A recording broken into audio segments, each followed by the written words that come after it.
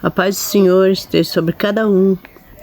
Que quando entrar a minha voz na tua casa, entre o poder do Deus Todo-Poderoso, entre junto, para que venha fazer um milagre na tua vida, venha destruir toda a corrente do mal, toda a obra das trevas, toda inveja, tudo aquilo que não é desagradável diante de Deus, seja destruído, seja caído sobre terra, fique caído no mais do profundo abismo, para que não venha trazer amargura e nem tristeza para o povo, para mesmo aqueles que não conhecem o nosso Deus.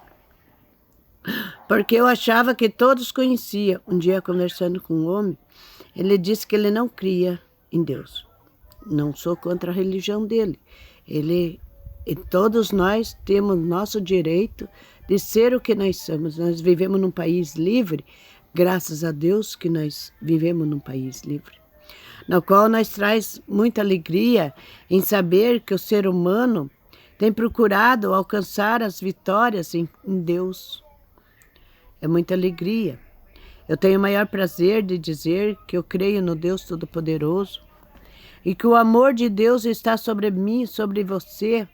Você que está triste, você que se encontra abatido, muitas vezes você diz: eu não consigo ser feliz, mas a felicidade não está neste mundo, está em Deus. É Deus que nós temos que pedir para que Ele nos traga felicidade, nos traga paz, nos traga alegria. Hoje ouvindo um pastor, porque eu também ouço, não só eu, mas tem um pastor que eu sigo, o pastor Antônio, e eu estava ouvindo ele hoje, nesta manhã, ele falando sobre Jó, sobre o sofrimento de Jó. Eu me coloquei naquele momento sobre a esposa de Jó. Não precisava ser Jó. O sofrimento daquela mulher, a tristeza. Era uma mulher muito rica, tinha tudo. De repente começou a perder todos os seus bens. Perdeu tudo. Mas não somente os bens materiais, mas seus filhos. Os filhos. Que dor horrível. Uma dor das piores. E mesmo assim o inimigo das nossas almas não esteve feliz. Ainda voltou a Deus e pediu para que colocasse uma enfermidade sobre Jó. E Jó, em vez de chorar, de dizer que ele estava sofrendo, de reclamar para Deus, ele engrandeceu o nome do nosso Deus. Às vezes, eu tenho dúvida se eu chego a essa vida assim, de dizer a Deus, obrigado pelo meu sofrimento. Eu às vezes penso comigo, como eu gostaria de ter um dedinho, uma unhinha da fé de Jó. Porque ele foi grande em fé, poderosíssimo em fé. Jó e Abraão foram os homens que eu li na parte da Bíblia, os mais fortes. Homens guerreiros que guerreavam contra o mal, mas não contra o Deus Altíssimo. Eles faziam a vontade de nosso Deus, eles procuravam ainda mais engrandecer o nome do Deus poderoso quando eles estavam com problemas, com dificuldade. Eu me lembrei de um dia em que eu passei necessidade. Eu chorava muito, reclamava para Deus. E foi aí, nessas palavras que eu vi o pastor falando, que eu comecei a pensar Então, se eu passasse pela metade do que Jó passou, porque eu não tenho bens, eu não sou que nem Jó, não tenho. Meu bem maior é meu filho, e eu só tenho um. Mas ele perdeu todos os filhos. E esse ele perdeu, Deus permitiu que levasse a herança.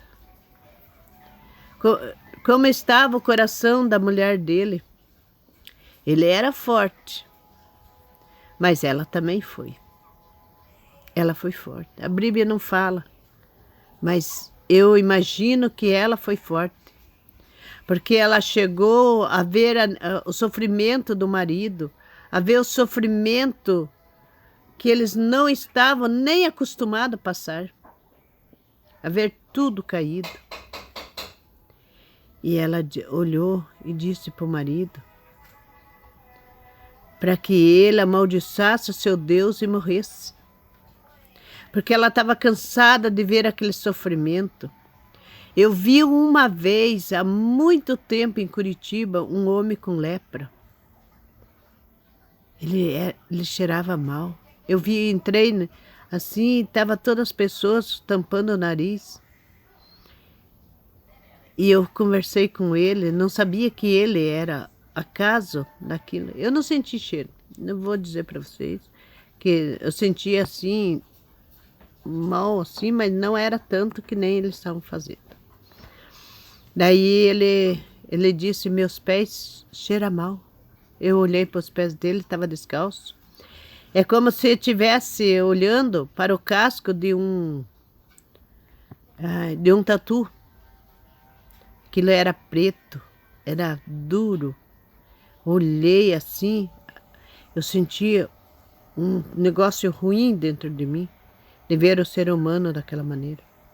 Só que aquele tempo, eu deveria ter chegado em casa e orado a Deus. Eu não fiz isso. Há muito tempo depois eu lembrei de fazer isso, mas já nunca mais eu vi aquele senhor. Espero, confiando em Deus, que ele sarou, que Deus curou ele. Por isso eu digo, o ser humano é tão ingrato que por mais que ele veja, se uma pessoa não está cheirando bem, ele se afasta, ele foge. Ele não tenta ajudar. Se uma pessoa está passando de dificuldade, ele ajuda no alimento, ajuda em tudo.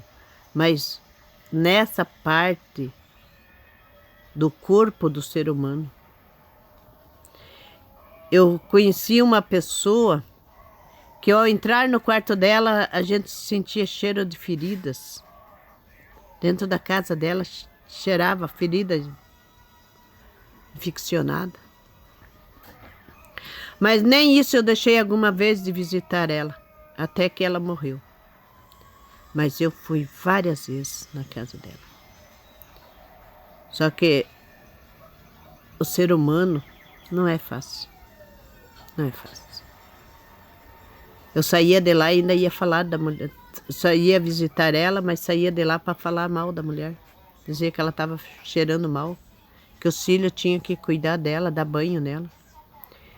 E por que que eu, nessa época, não fazia isso? Esse é o erro do ser humano. É o erro.